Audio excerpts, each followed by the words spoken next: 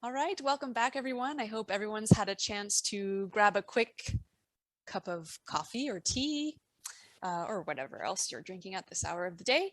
And really hope that everyone has been paying attention today, this morning, with the two very inspiring keynotes that we had from Florence Lamb and Mark Major, which I think is so inspiring that we're going to bounce off of what they said in today's roundtable about the future of urban lighting at the city, in the city at night.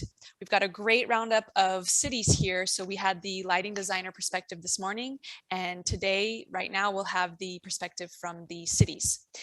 Around this roundtable, even though it's a little square in Zoom, we have Elisa Hilgen, the lighting coordinator of the city of Jyväskylä. Thank you for being Hello. Hello. Also in Finland, but a different city, in Oulu, Olli Rantala, head of planning and project manager. Hello, Olli. Hello, everyone. Then we go over to London. So we've seen a lot of London today. We'll hear even more with Stefania Pisato, project manager, Public Realm, the City of London Corporation. Hello, everyone. Hello, Stefania.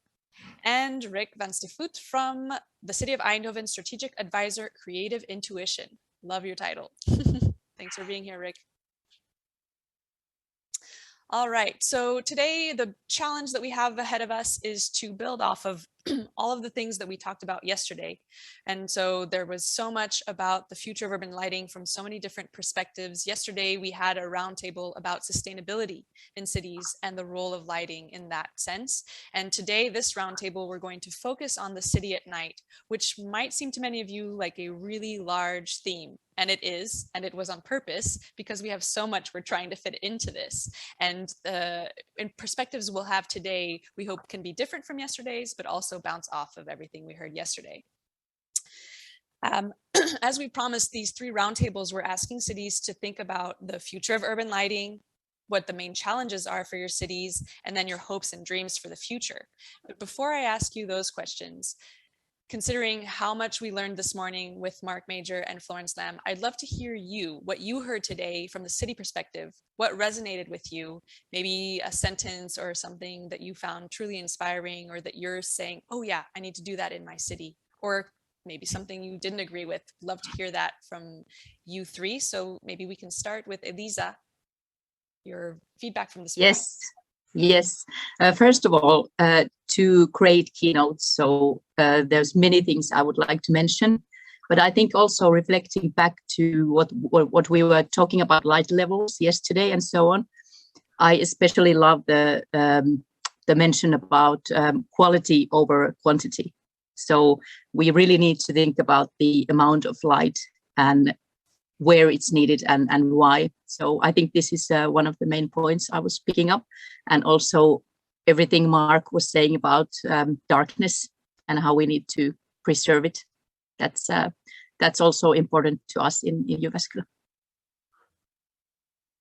Great. And maybe Stefania, from the London perspective, I know you've actually worked with Mark on some of your projects, but what did you pick up this morning? What are you taking away? Yes, hi, thank you. Hello, everyone. Yes, indeed, I think because we worked so much with Mark as well, a lot of things that he was saying resonate, to what we do day to day in the city. And I think really what is probably related to the challenge that we have at the moment. I mean, we've been very lucky to have this citywide lighting strategies being developed together with Mark and his team. And I think, our main challenge is now how to implement holistically this strategy. And one point that he touched on was about communication and education about lighting. And I think this is what we're trying to really achieve at the moment. So really have this conversation on every aspect of our job, really, and include lighting in the design that we have for our buildings, for our streets, for our urban spaces in general. So I think, keep the conversation going, and I wouldn't say educate, because as we will probably touch base on later on, light is both objective and subjective. So really understand what people want from their nightscapes. Great, thank you. Perhaps back to Finland, but this time in Oulu. Olli, what was your feedback from this morning? What have you been Yeah, thank you. I think it really resonated the aspect of whether we should have light or whether we should have dark, and also the aspect of whether the light should be bright. So the tonality, and how bright the light should be is of course in terms of the environment and how cautious are we for that. And those really resonate to our city, where we are currently replacing a lot of the old-fashioned light bulbs into the LED to comply with the EU standards and the directives from the EU. And then the third thing I think resonated was the technology. That how does the technology develop, and that has, of course, a lot to do in our city. Great, thank you. All right, and Rick, your residence from this morning. Yeah, I like the speeches a lot, both of them, because they address creativity in a new way, I guess. The darkness is one of my favorite items in regard to lighting. So I totally am up with Mark Mayer's lecture, so to say. And the word which resonates the most to me this morning is the word balance, which is actually a very interesting word, but in my opinion, not without harmony. And I would like to address the word harmony in conjunction with balance in a more precise way, because I think there's a lot of things to gain if we put those two words coming from music in a way, or musical equipment. I guess there's a lot of things to win if we look to other disciplines like music, for instance. I love that. I love using the word harmony and balance together. It's something that we've heard before in other Lucy events, thinking about poetic cities, harmony, music, and all of that. So bringing all of that together. I think this is going to be an interesting roundtable too, because we have the creative flow here, I think, in the room. So we'll definitely touch upon that. So let's, here I've heard some words: education, the raising awareness that we also heard earlier today, technology, creativity, balance, harmony. So let's keep those words in mind throughout this roundtable. I think that as we've prepared for this is a lot of the things that we planned on hitting upon, so great. We'll start with the planned question, because we are trying to get this answer from all of the cities that we're talking to over the next few days. The big question of what is the main challenge in your city right now in urban lighting, and perhaps you can focus that on the more specific theme of city at night and what you've heard this morning. And we'll switch around and start with Stefania.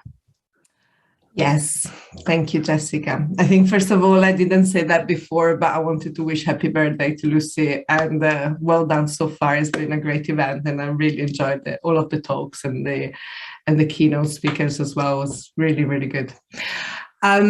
I mean, in terms of like the big challenges that we face, I think I touched base on this just earlier.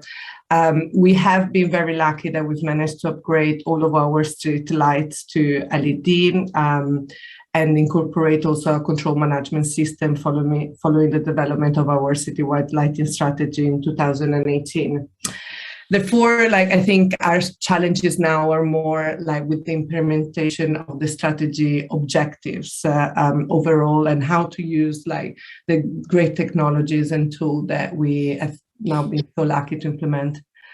I think is particularly we like the challenges to be able to coordinate lighting with the other multiple lighting owners and sources. So as you know, inappropriate use of lighting can be applied both inside, on, or in between buildings. So, and improper use of light can actually come in the form of the wrong color, temperature, the wrong lighting levels, timing, height of the lights as well, and that can, create, all sorts of issues in the urban environment, such as obtrusive light. And also risk to our biodiversity, as well as unsafe or unwelcoming environments. So I think, the fact of coordinating all of the sources of the light within the, I mean, I'm talking about the City of London in this case, and I think Mark touched base on that earlier on about, and there was a bigger discussion also on the session about light coming from inside of the building and the effect that that has on our public realm, on our streets. You know, we are working on that at the moment. So how do we try and coordinate light coming from the building? How do we make sure that that's not obtrusive to other sort of lighting? And how can we create that nice scape that everyone is comfortable with in the city? And so that is specifically to our job, our day job. But also I think naturally one of the biggest challenge of all of the cities is the environmental challenge. I think because of, you know, the implementation of this fantastic technology, the LED lighting, I think there is a risk there of overuse of lighting, because of LED is much, is cheaper to run, and obviously we have the flexibility now to dim lighting, and so we could use more if we wanted to. And also like the risk of, like, I think Mark also touched base on that this morning, the waste of light equipment. So the success of like the new technology also come with a risk, and I think we just need to make sure that we balance that correctly. Should I also talk about our dreams for the future, or shall we touch yeah, let's keep with the challenges first, and then we can head into the future. But you hit many of our keywords. We should play a bingo. I don't know if people are familiar with bingo, but you hit the word, I heard environmental, obtrusive, balance. So let's, great. I've prepared well. Yeah. Well, keep going. Let's head over to Ali in Oulu in Finland. Your challenges. Thank you. Yeah, maybe to continue from the challenges that are for our city specific, we have for the carbon neutrality, we are planning to be by 2040 to be carbon neutral, and that is in our city strategy, and it's also being implemented in our new lighting strategy for new housing areas. And we have a new housing fair, which is a Finnish kind of concept where we have a part of a city in some municipalities each year showing the best of in terms of housing, or in terms of, urban planning. So that is going to be happening in Oulu in 2025. And of course, that is the year when we will be hopefully showing the best in terms of also city lighting. And for that, we have a ready-made plan already, which all the constructors will have to follow. And for the planning, there is the decorative lighting, there is the city lighting in terms of street lighting, but there's also in terms of the facades of buildings. And so the concept that was already touched today, that which building should be lit, that has been answered in this plan. So we have, for this new housing area, we have already kind of accomplished that. But for older parts, that's also, difficulty, that where can we bring more light and where should that be dimmed a bit. But I think that answers well in terms of the biggest challenge is 25 is the housing fair, and then in terms of carbon neutrality by 2040. Great. And maybe if I may ask, because I know that there's 2025 in Oulu, but there's 2026 in Oulu, the capital of culture. And as we heard with Florence talking about the Olympics and that legacy part, is Oulu thinking about the legacy and how lighting will play a role in the legacy of that, and maybe the challenges that are there? Yeah, of course. I will, of course, go more into detail about the Oulu 2026. But the basic things are, of course, that how can we be the most sustainable city? How can we use that in the cultural climate change, which is our main theme? What does that mean in terms of environment? That has, of course, a lot of reflections in terms of city planning and how the city is going to go forward through using the culture. And of course, lighting has a big role in making the atmosphere of the city. And of course, in terms of Lumo Light Festival, it is something that has been brought by the people and the community, and it's going to be one of the big festivals that will continue to grow and bring more content into it. Great, thank you. All right, maybe Rick, you can tell us the challenges in Eindhoven right now in urban lighting. Yes, the challenges in our city are directed to finding new means and manners in regard to use the lighting in a more efficient and effective way. And in fact, then I'm talking about harmonizing things. As being heard in the previous speeches, there's a lot of lighting in cities, and much of it is dissonant to each other. And so harmony is about dealing with this kind of dissonance, but also is also about dealing with timing and rhythm and that kind of things. So in fact, light is part of a composition, and that's the way we like to look at it. And therefore, our main effort is actually not in the city itself, but in our organization. We try to reorganize directorship in our organization, and to let me try to make it clear what I mean. If you look at the city as being a piece of music, and you know that a composer takes care of all the instruments in the orchestra, then we have to face that a lighting designer still is not able to take care of all lighting in the city. There are people directed to urban lighting, but there's also advertising lighting, there's illumination, there's lots of lighting going on, and there's no real overall directorship dealing with it.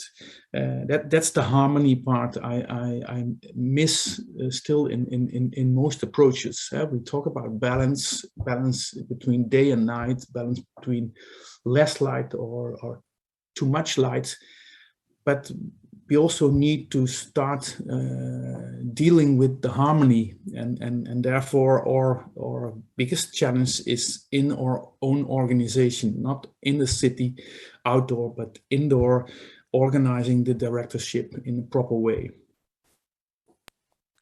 Very interesting. And I think that's a challenge probably many cities face, is this harmonizing. Perhaps we can go back to the publication that Lucy brought out last year, the City Nightscapes, which to me, what you're reflecting is the orchestrating that nightscape and how cities are doing that, the urban nightscape. So great points. Just a reminder to all of the participants online that we'd love to also hear your challenges. So feel free to drop in what your cities are going through right now, because we could ask some of those questions or reflect on those challenges with the cities in the roundtable too. So now that we've heard your challenges, and in those challenges, we also hear some hopes and dreams, but let's focus now on the hopes and dreams. Perhaps how do we overcome those challenges? By dreaming, by being creative, and by becoming. Can I tell our challenges as well? well? Yes, sorry, Elisa, I forgot. Please go ahead. It's okay. You don't have challenges. No, we don't have many challenges, but we have few. I promise. I was actually thinking about control. It's a lot what Stefania mentioned about coordinating what's happening, but I think having control over things has many layers. So we are kind of controlling our lighting, our accesses, our street lights, whatever we have. We have the lighting control systems. That's one point. Then we need to have control over the whole process of design process, or what's happening in areas or in individual projects. We need to have some kind of control, because we need to know what's being built, what's happening in our city, in order to have good results. And then we have to control the bigger picture, I think, because we have light festivals, we have special illuminations, we have this everyday work we do, and so many things going on. And then all the global things we also need to face. So there's so many levels, and I think having the control over everything, it's a huge challenge. And one thing Rick mentioned was timing. And now we are facing a problem with some of our special sites that are very iconic bridges, or maybe sites you even know from Jyväskylä. And they are all about the same age from 20 years ago. So timing is terrible because we need to fix and maintain all of them at the same time. And now we are facing challenges with the budgets also. So we need to think about this further. You need to have this different maybe plan for next year's. What are you going to maintain, and what is the important things, and sort of have control over these things as well. So this is from Jyväskylä. So many challenges anyway. Yes, thank you and sorry, I forgot about you, but yes, very important challenges. And I think that we can all bring this back to the analogy about the maestro or maestra that's controlling the orchestra, but there's only so much and so far one can go. So that's the other big challenge. And so working together, I think one thing that we can maybe take out too from what you said, Rick, is the city organization itself, how to de-silo some of the departments perhaps that aren't working together always towards these same goals. And like what Florence and Mark said earlier today about how lighting is not just lighting by itself. It has to be involved in so many other aspects of city planning and city lighting. So these, we hear them. These are the challenges, and I'm sure that they are challenges for everyone. So let's see how we all together can find the solutions.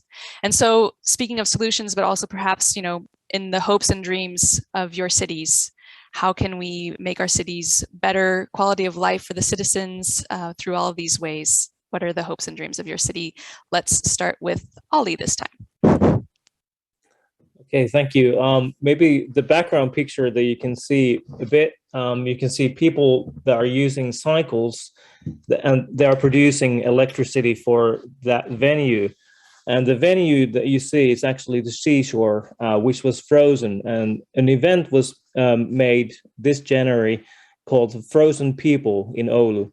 And this was something that people really found that they needed in the time of darkness, in time of cold, and in times where we had the COVID and the restrictions not to meet everyone.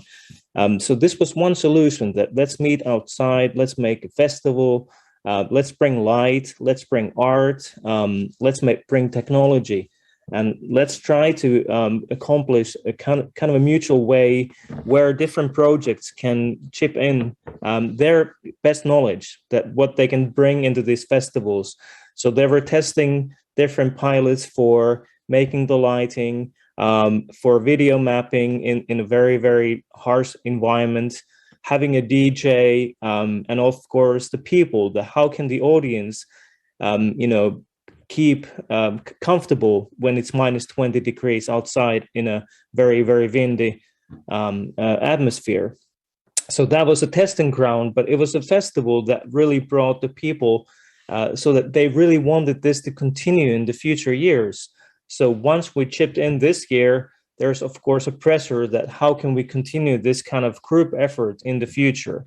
And that applies to many things, that once we pilot something, there's of course some kind of a notion of whether this will continue, the legacy of whatever we do in a project, whether it's a 3-year project, 1-year project, or just 1 day's project.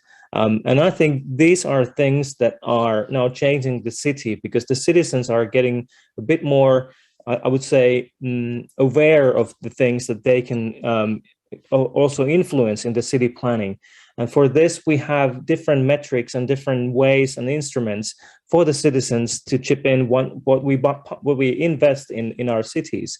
So this kind of a mutual, I'm not even sure for the word, but we call it mutual budgeting, or group budgeting, where the community is taking care of that.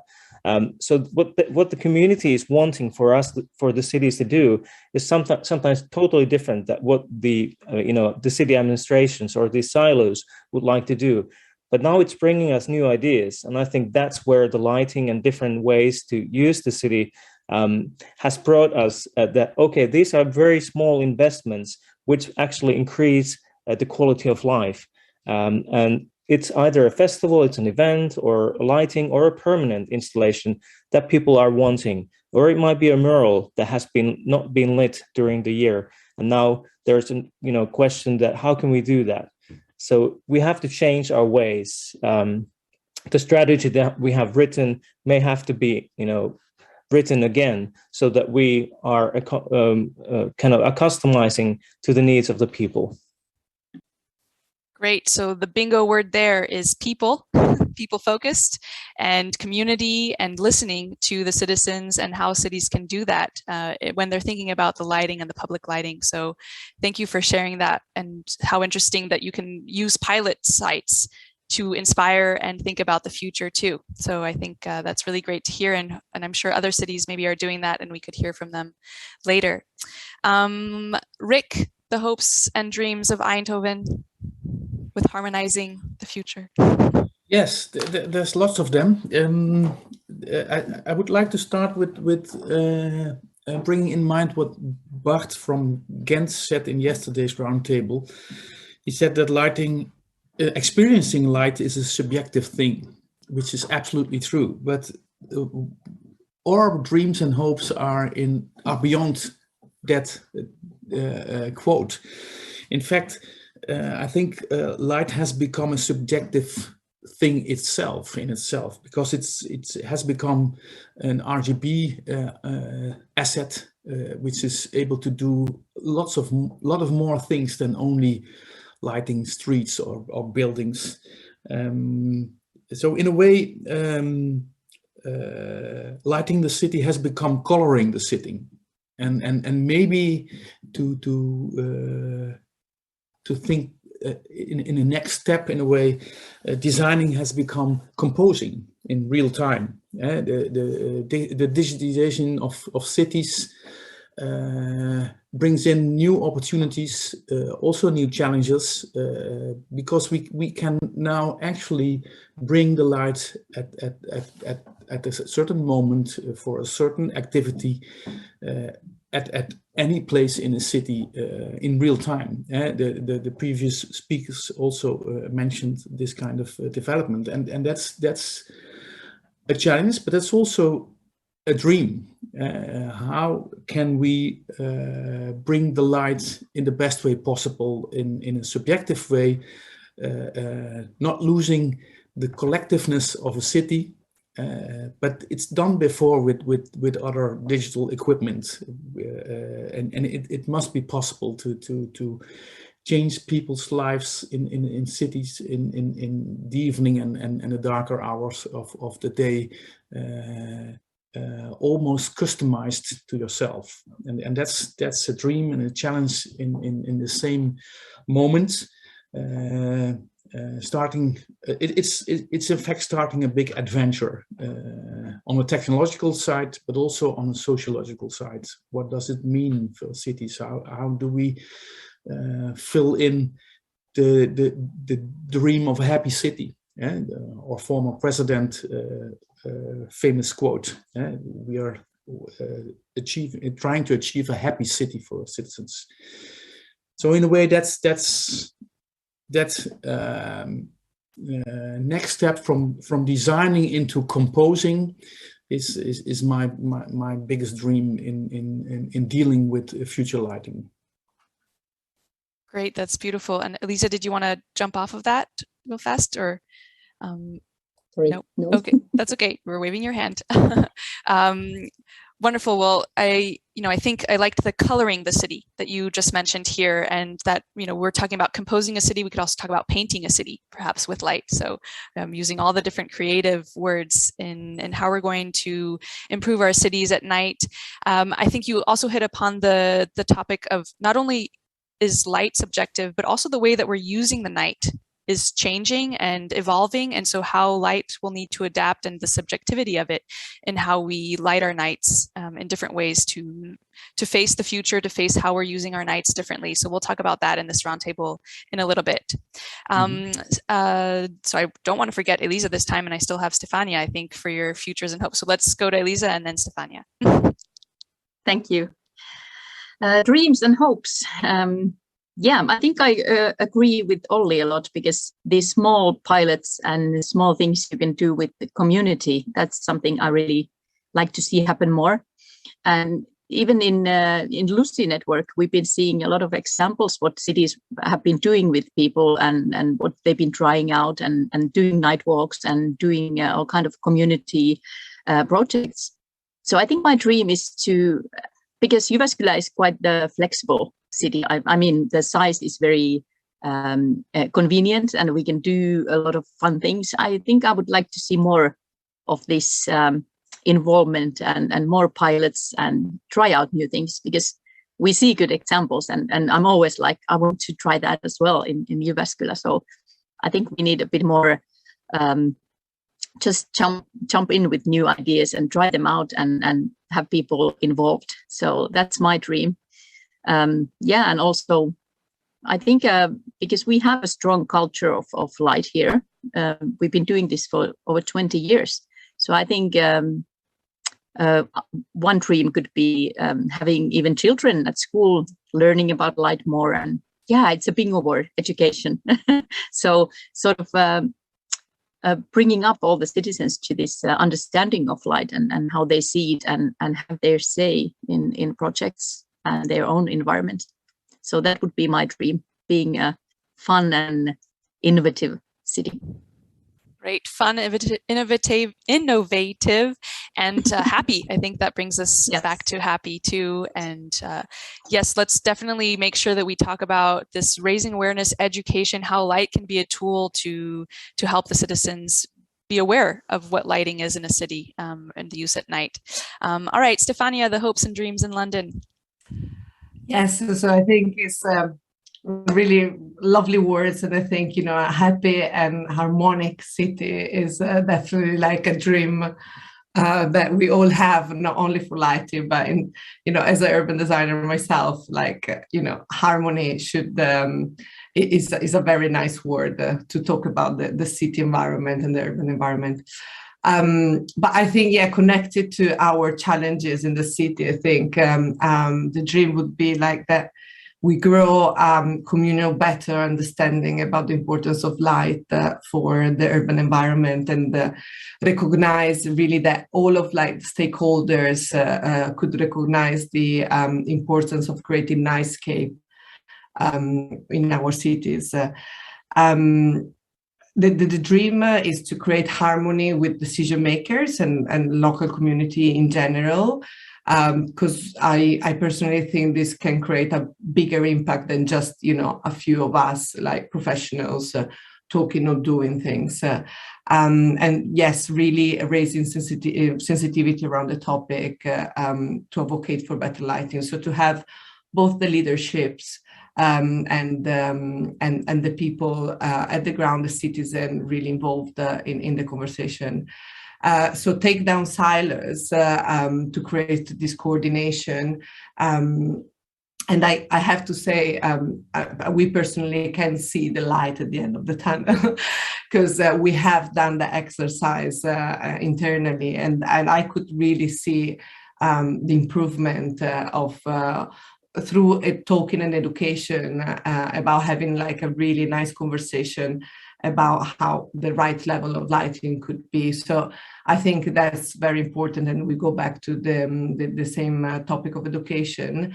But also I think the pandemic time has taught us quite a lot. And I think regarding how we talk about lighting with the community, I think community has really had a chance during the pandemic to see the cities in a different perspective. So I talk about myself, you know, like walking in the middle of the, you know, not in the middle of the night, but in dark time in the city, and seeing the city in this completely quiet, darker way has really like affected me, and I've started to see the city in a different way. The city after dark. And I think, you know, we should really continue this legacy, because I think people are now, you know, we're all much more aware of the importance of public spaces and being out. So really understanding like what can we do better to continue what we've done during the pandemic and the post-pandemic time to improve nighttime in our urban environment. Wonderful.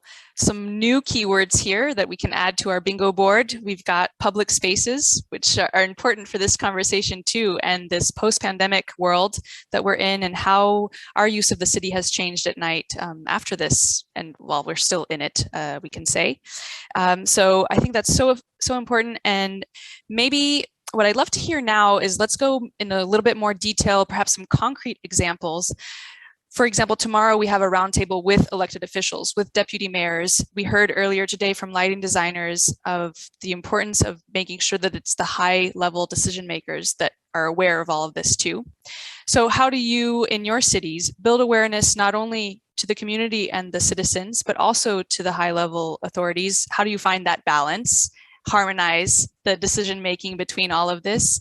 You can answer this in two ways, maybe some specific examples of how you're raising awareness about lighting for the community, and how you're working that into maybe the strategic thinking or the elected official thinking in your cities. And let's start with Rick for this time. Thank you, Jessica. Maybe I can tell us, it's almost run into a story.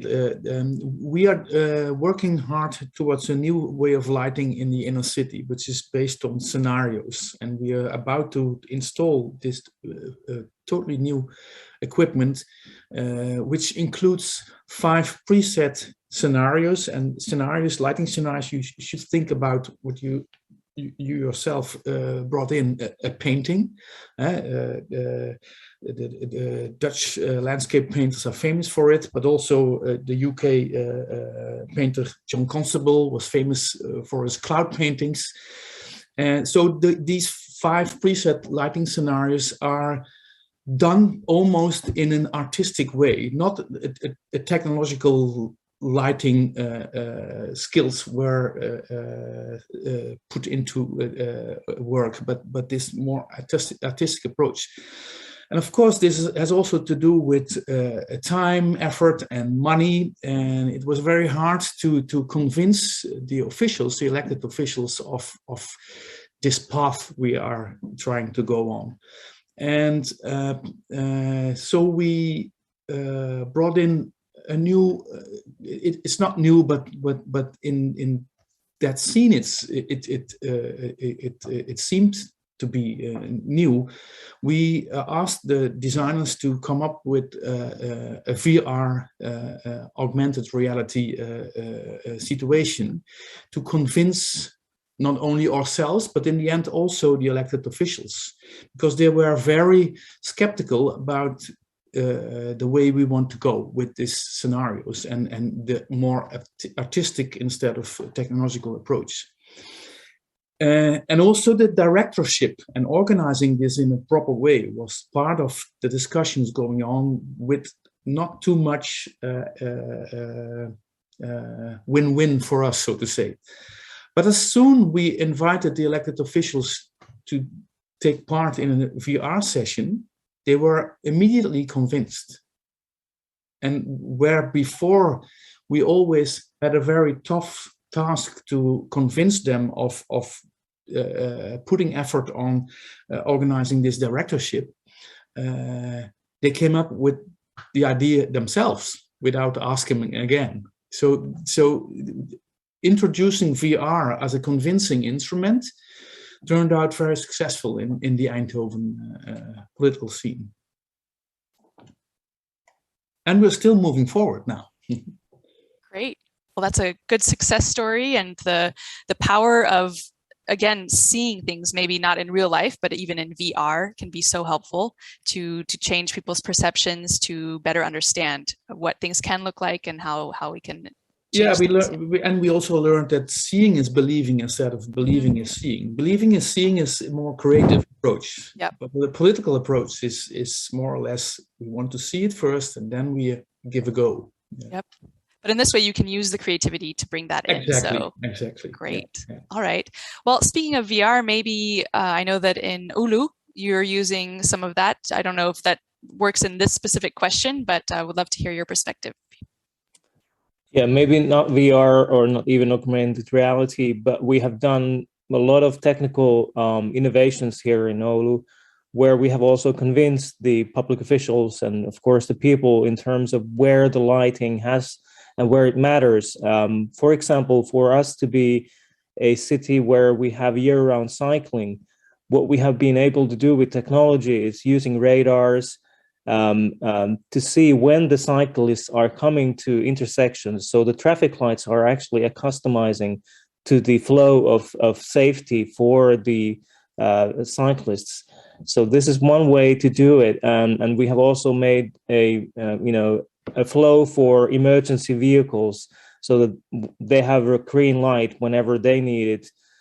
So we have done this customizing methods via new technology, and it's something that not here just in Oulu, but it's now something that the Finnish Ministry for Traffic is now in charge of. So it's something that has been done here, and of course we're proud for that to be now developed for nationwide. The other thing that we have done also is using gobo lights for when it's winter, it's very difficult to see where the pedestrians and where the cyclists should go. We have been using for that gobo lighting to show where the cyclists and where the pedestrians should be going. And it's something that, so we can use lighting in times when, other means would not be possible.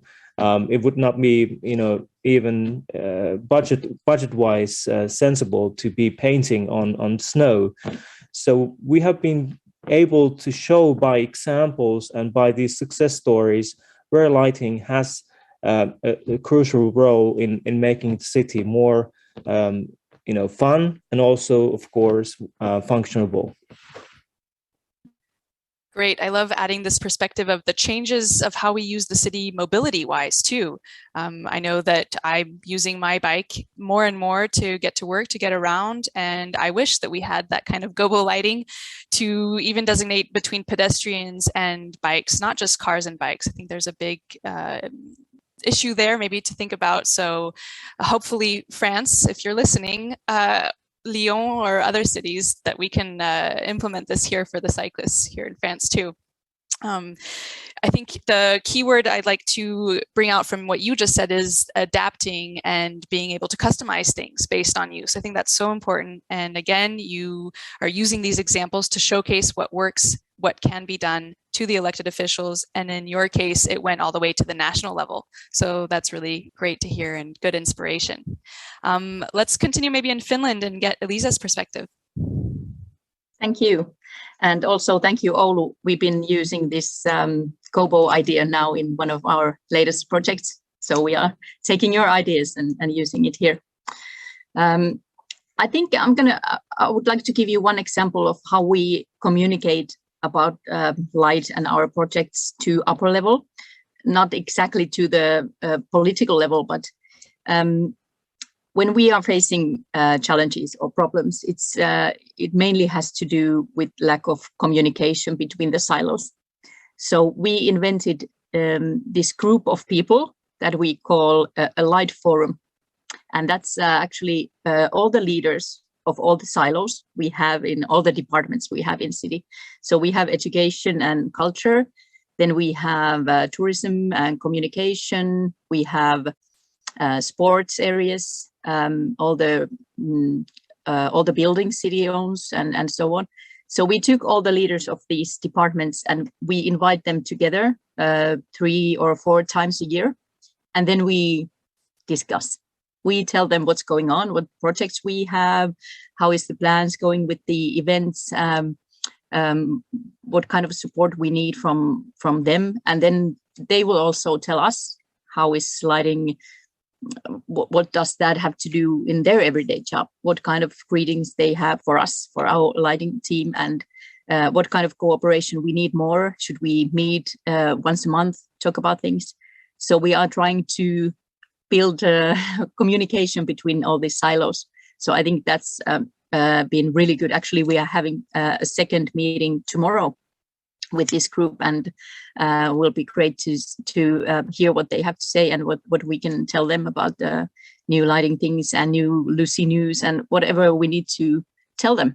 So I think communication inside the city, that's one of the key issues. But I think in political level, also being part of Lucy and having Meri knowing what's going on in the world and in global scale is very important.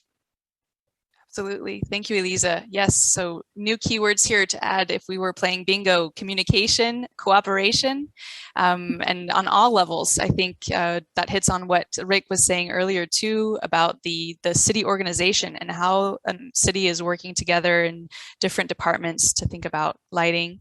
It's so important to ask each other those questions too, because you may not know that the culture department needs such and such, or that the, all the way to so many different departments. It's so important. So great to hear that that's what you're testing out in Jyväskylä. We'd love to hear more about this, because I think other cities can be inspired by doing that at their own levels. All right, and in London, if you want to share your perspective.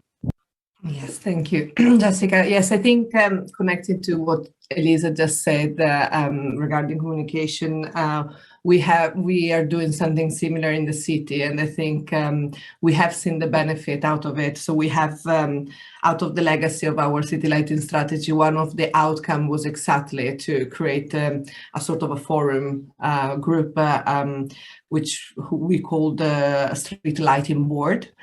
And again, it has like representatives from different departments within the city. And as Elisa said, we talk about all different things related to lighting, but that we all should be aware of. And it goes back to the conversation about creating harmony between the different part of the urban environment, because within that group, there could be someone like us looking at public realm and public spaces. Then there's also the planners that look at like giving planning permission for buildings. And, one of the things that came out as well from this conversation was the creation of guidelines for lighting buildings, both outside and indoor. So I think we can definitely see the benefits about having like this continuous communication.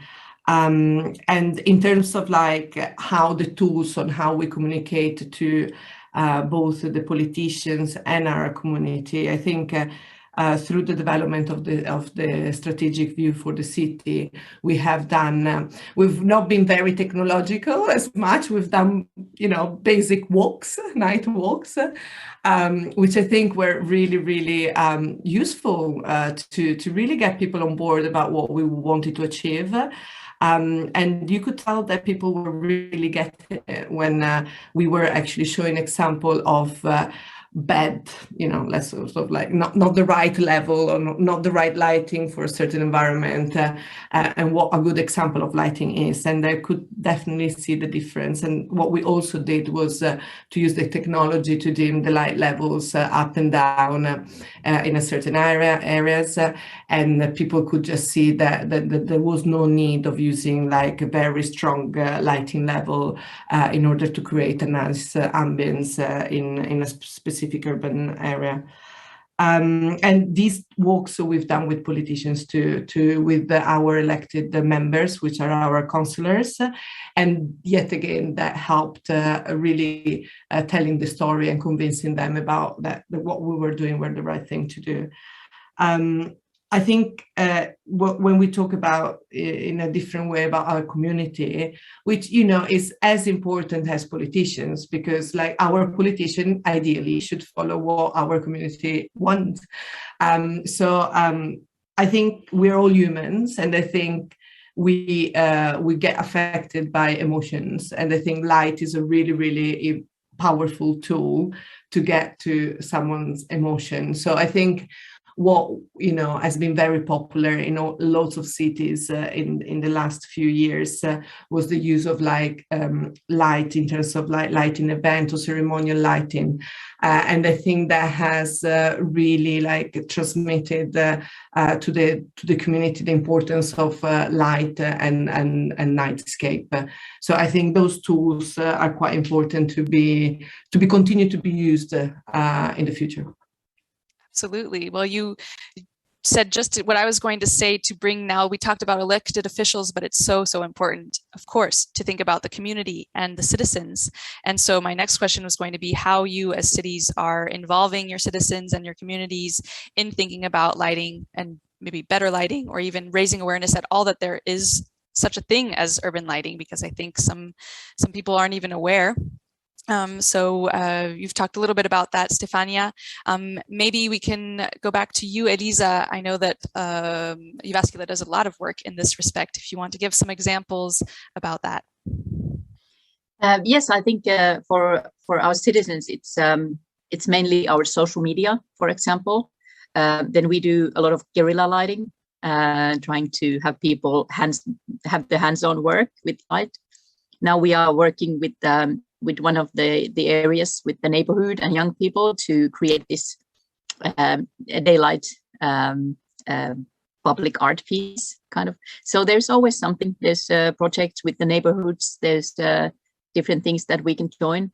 But also, I think it's people, they are following what we do, even if it's during one part of the year, it's mainly they follow what's happening with the festivals and checking the program and so on.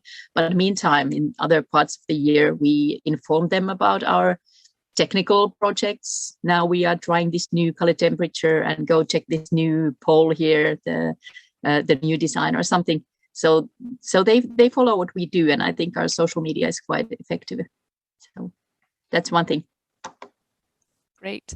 And maybe just back to you, Stefania, because the scale of cities is so different, for example, between Jyväskylä and London. How are you involving the community and citizens maybe in these building awareness? You talked about these walks that perhaps you took the elected officials on. Are you talking to the citizens, having some conversations with them?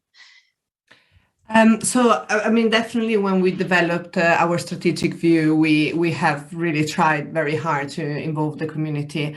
The City of London, as many of you know, is like a financial is the financial center of the Greater London. So our community is a bit different in terms of the type of people we have to deal with. So they're mainly workers coming into the city in the morning and leaving, at 5 o'clock, or sometimes, and actually hopefully even more in the future, staying after work to enjoy the leisure activities in the city. We have a small group of residents who can be very vocal as well, and we really love it because they we can really have an interaction with them and understanding what's best to do in the square mile in the city.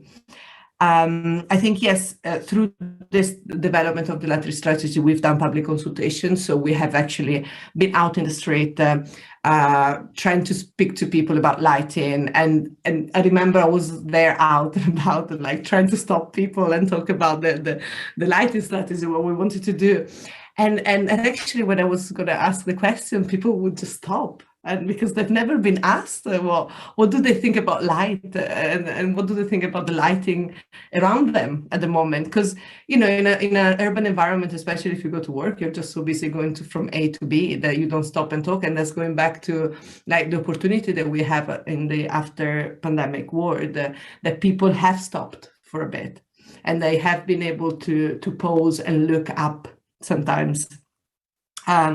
So I think, yes, we've done that. We've done public consultation. We've tried to do night walks. And also what we try to do is to collaborate with different groups within the City of London or outside in the Greater London who are doing like events or even conferences and talks just to get more and more people involved into the discussion. I think what we're trying also to do is to incorporate lighting where lighting was not talked about. So let's say in planning permission or in the urban design of public spaces, we have, discussed lighting in the past. It's not that lighting is something that we've not touched base on, but now we want to make sure that there is a dayscape and a nightscape in each of our scheme. And through those scheme, we consult with people. So when we consult in any sort of urban design scheme, we consult about like the light side, the daytime and the nighttime too. Great to hear. Thank you for that perspective. And perhaps over to you, Rick, on the perspective of Eindhoven, the community a little bit different than what we just heard in the city of London, where it's workers that might be leaving and how do you keep them at night? In Eindhoven, when I visited, the very active nightlife there. So what's your perspective on that and the community work you're doing? Yeah, but only a small city in the end, a very small city.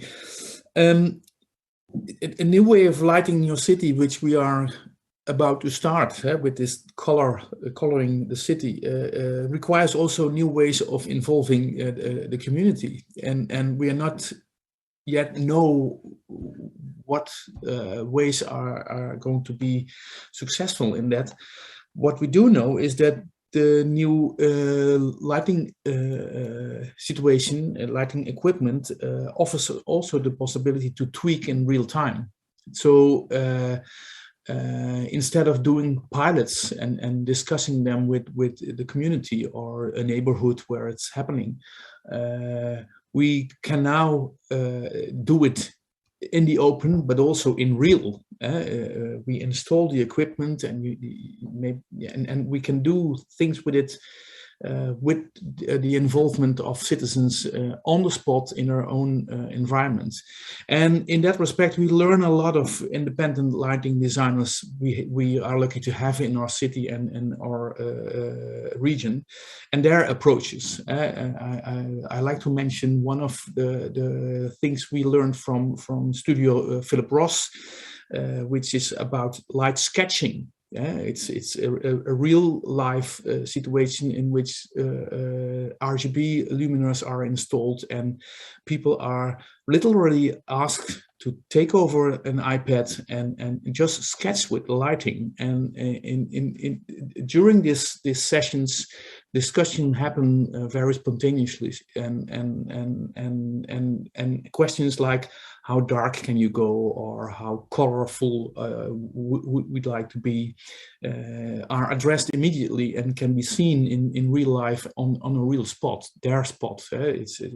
But in the end, it's part of the adventure. We need new ways to approach the community, to involve citizens, and to learn from them in doing the things we need to do in lighting a future city. Great. I think what you just said, we go back to that seeing is believing that you mentioned before. Yeah. And so being able to do that in real time is so great that technology offers that to us. New technology delivers us the opportunity. Mm-hmm. So why not grasp it? Exactly. You need to grasp it. Yeah. Ollie, do you have anything to add on this? What are you doing in Oulu? Yeah, I think the major themes have already been talked about, but maybe to go into a few details, maybe the festivals that have already gone through the critical mass, where over 150,000 people go to these festivals and see year round what the new thematics of the festival is. By having the community from kindergarten to schools be involved in their own installations, which the teachers are very eager to participate, because it's a good way to represent what the school has been doing. And by doing that centralized, where there's a festival organizer and having all the schools participate, it's a community effort. And that is now spreading, not just from schools, it's going to, elder homes and different parts of communities.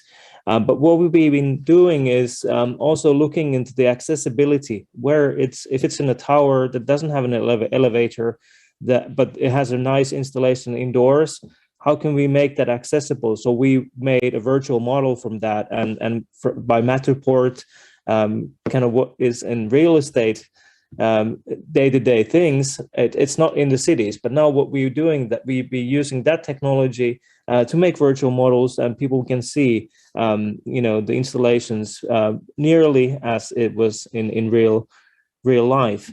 But the third thing, what we've been doing is also looking into the big investments that the city is having. For example, the renovation of a sports arena. By using light as on the facade as one element, we can use that by when there is a national holiday or when there's an Irish festival, we can illuminate that building, because it's something that people see far away. So that's it's not every building, but it's these selected buildings that we want to invest and make that atmosphere.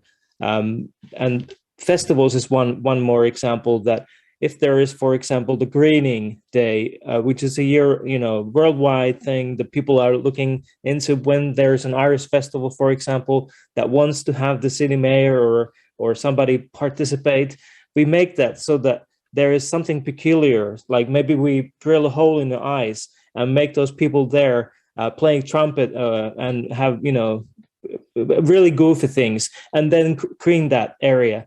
And through those things, we are making the festivals, the people, the community more participative in our city lighting, and also giving us ideas that how they want to use light in the city scope. So that's how the community has ability to make the lights as one of the facades or one of the new things to different medias. Light is a media in a city. Absolutely. Yes. And such a great point to bring in also the light festivals that we talk about so much and hear about so much, that they can be used as a tool actually to build awareness about lighting. And as you said, to gain ideas with that community participation within the light festivals for other urban lighting perspectives. So we heard a lot about children involved in light festivals and in urban lighting during the Lyon Light Festival Forum in December 2021. So I invite anyone who wants to hear more about that to check on the Lucy website. The video recordings of those are up, and it really builds on, or this builds on, vice versa, that topic of how to involve the youth. And they are the future of urban lighting too. So really important to involve them in these. Excuse me. Before we open it up to some of our questions in the chat, I wanted to know if anybody here in the roundtable wanted to bounce off of anything that's been said between each other. This is your chance to continue the conversation. Otherwise, we can go into some questions. But Elisa, and then we'll go to Rick. Yeah, I just want to add what Olli was saying about the Light Festival and how we involve different age groups and different citizens or sponsors or whatever. We involve them all together in production of the Light Festival. So I think that's a very good model to have people engaged, and they can be proud of the festival. And at the same time, they hear about the more technical aspects of light, and they learn about how lighting can what it can create in the city. So it's a good way to educate and involve people, to have them on board. Absolutely. And Rick, you wanted to add something? Yes, I just thought maybe we did not put enough effort on the Return to the Dark City theme, which is very well addressed by Mark Mayer. Yes. To make that good in a way, I think what we are actually talking about is that Lighting City is not about making noise. It's only because it's about doing just what is needed, and nothing more and nothing less. And to compare it with music again, which is one of my favorite comparisons in the lighting world, is the beauty is not in the notes, but the beauty is in the space between the notes. And that's exactly the same with lighting, I guess. So to make it good in regard to the Return to the Dark City theme, which is very important to address over and over again. Yes, thank you for bringing that up. And Stefania, go ahead if you have something to say on that. Yeah, I think going back to the point of Rick, I think it is the fact of embracing darkness, absolutely, but also finding that balance, because what I found, I think sometimes there's and we in the city do the same mistakes many times. We focus on one specific use of the city at night. So like, although we do have zoning, like I think Mark was calling it zoning, in the city we call them character areas, which are areas where certain activities are more likely at a certain time of the day and the night. I think there are certain areas that are used through, in so many different ways. in the same span of time. So we have, for example, an area in the northern side of the city, which has obviously is used like from, during the day from workers, and at a certain point, all of these workers flow back to the train station, and then all of a sudden the pubs and the leisure activities comes up. But then also there is one of the last meat market in the area, which is still operating. So there is a massive shift in activities during like 12 hours. So then the party goers go off and the traders start arriving with the vans and they start to trade. So, we need light for those activities. So it's not only activity for the leisure activities that are happening after, the working hours, then there's trade. And behind that market, there is a nightclub. And that only starts around like midnight. And then you have all of these nightclubbers coming out at 6 a.m. in the morning, where all of the workers start coming back. So, life, cities are complex environment. And I think we have to reflect that in the way that we use lighting. So I think one of the things is to be flexible. And also because like this environment that I've just described, it is that it is at the moment, but there are plans for this space in the future, and activities and buildings and uses will change in the next 10 years. So to allow us to change depending on what's happening in the area, we need to be flexible. So yeah, that's just the point. Great. I think there's another new word for our bingo sheet is flexibility and adaptability again. Perhaps Ali, you want to add? Yep, you have your hand raised. Yeah, maybe just one notion about the dark cities, because if you would live here in the up north during the winter time, when there is almost 8 months of darkness, you would definitely want to have more light. But it's about the contrast. It doesn't have to be a circus light. It has to be the contrast between, like you were saying, that in music there has to be, the most important thing is what's between the notes. I think it's also important that where you put the light and where it has, the functionality in the city and then in more rural areas. And for that, I think there has to be the harmony that we've been talking about. But there has to be also about the consciousness about how much energy that is consuming, and awareness. I think is the word that we have to start using for our people. That we should say that this is how much energy all of these street lights are consuming from our electric plants, etc. So I think then we could have the harmony and people not just always complaining that this street light doesn't have a functioning light bulb. It's about the harmony and how we fix that. Great point. And yes, maybe we can quickly do a round about how we talked about how you're involving the communities and raising awareness about light, but perhaps about the darkness too. When you talk to your citizens and the communities about lighting, are you also bringing up this darkness? I don't know. Rick, how are you approaching that in Eindhoven?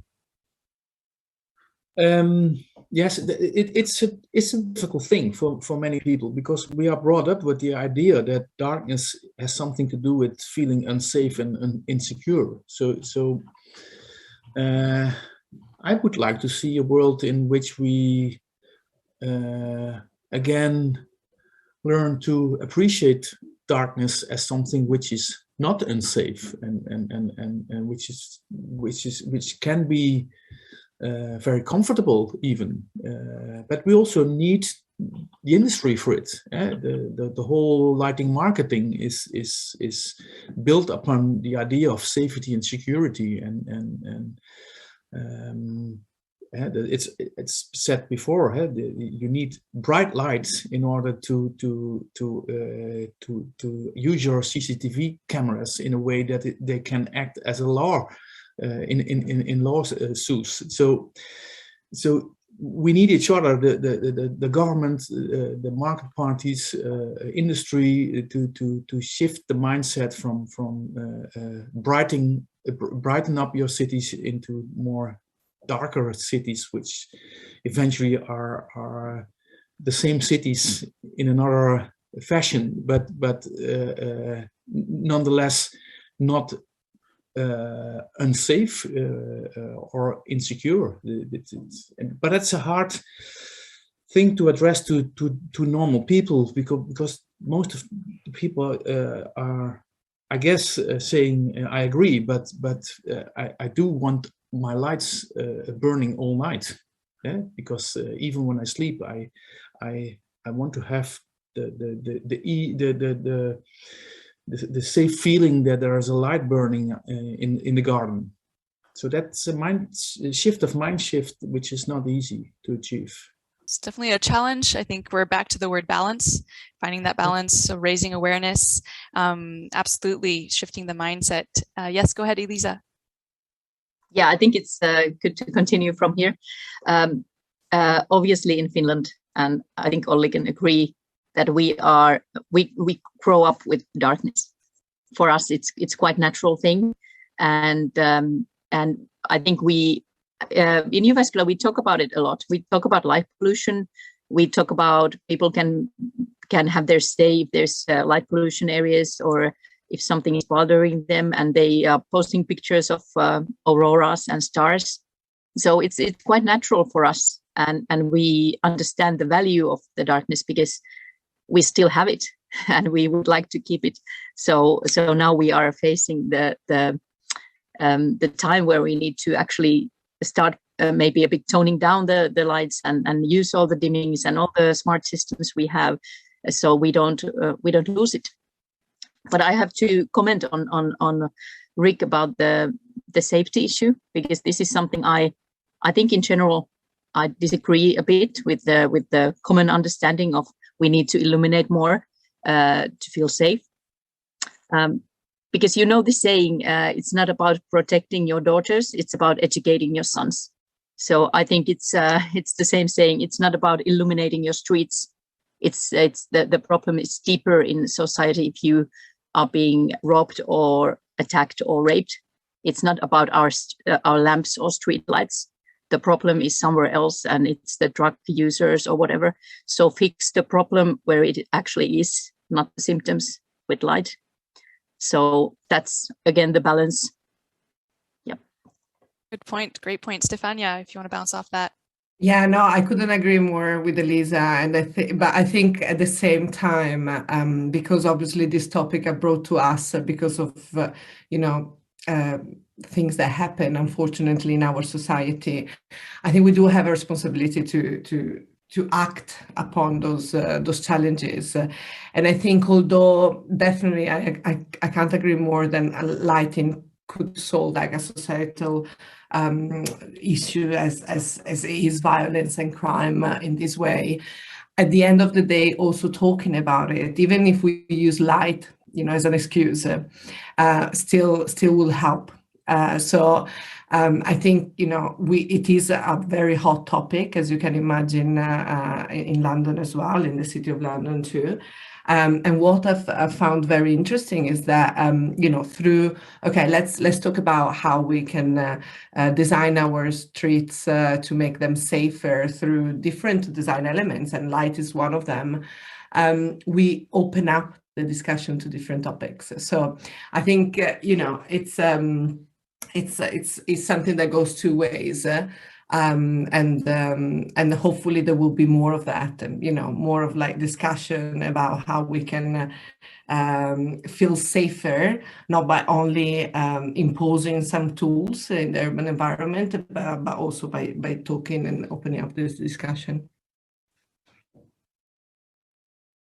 Very good points, everyone. I think, yes, that's so important. So light doesn't have to be the end all be all on this topic. It can be the introduction to the topic to think about the societal issues larger there. If it's all right with you, my dear speakers, I'd love to open it up to our participants for a few questions that we've gotten. So let's see here. A question to all of you. Can you name your city's biggest success in development of city lighting in the past 2 to 3 years? It can be from your personal perspective or from your city's perspective. I think we've talked about challenges, we've talked about hopes and dreams, but yes, it's also a good time to reflect on success. So if some of you would like to share on that. Elisa? Yeah, I have two things to say. One is our Light Vision 2030 that we finalized in 2019. And I think that was a very good document because we were in a place where we needed to figure out what is City of Light in future, because we have been doing this for a so long time and doing the festival, doing new sites, doing new innovations. But what do we want to do in future? And we have other amazing cities in Finland, like Oulu and Helsinki, Tampere, doing amazing things with light. So what makes us the City of Light in Finland? So this vision was very important document, and we were thinking about the education, thinking about new test areas and things we actually want to see happen. And now we are following those actions. And the second thing is being the president of Lucy. And we, on behalf of Lucy, are so happy to have you, Vaskila, as the president. We're learning so much, growing, and we get to celebrate together this year. So thank you, Elisa. Rick, do you want to hop in? Yes. I guess my biggest achievement for the last 2 years, although we are not there yet, is the shift from lighting design to lighting composing or lighting painting, from more or less a situation in which we use fixed lighting to a new situation, a new city approach in which lighting becomes scenario lighting. So that's one of the biggest approaches. But again, we are not yet there. We're just about to start with things in the open. And the other thing I need to mention is, of course, the last publication we did with Lucy, which is also building upon that kind of approach, the Smart Cities document. Yes, of course. Yes. And there we talked about technology, smart cities, but the societal fact about it too, and Exactly. how to think about citizens in that. And this will be a little plug to, after this, if you want to, as the participants, go into the expo section where you can download all of these publications that we have mentioned today. Many of the cities in this room talk about even more some of the details of their cities in these publications. So we invite you to go read up on those. Stefania, do you want to add something?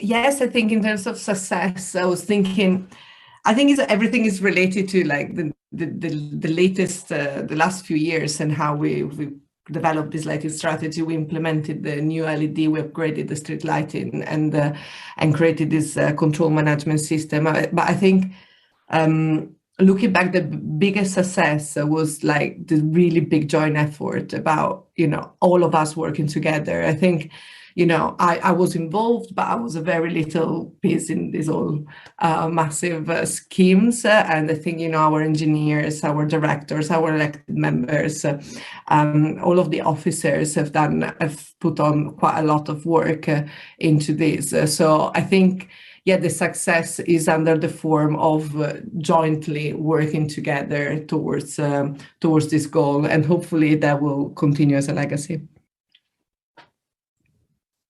Great. That's so inspiring and great to hear that, as we de-silo these departments and these ways of working, we can get towards success and change. So great. Ollie, the successes in Oulu. Yeah, I actually already told few success stories, but maybe one more thing to add into that is, of course, the participation in these light networks and through the light festivals and also Lucy.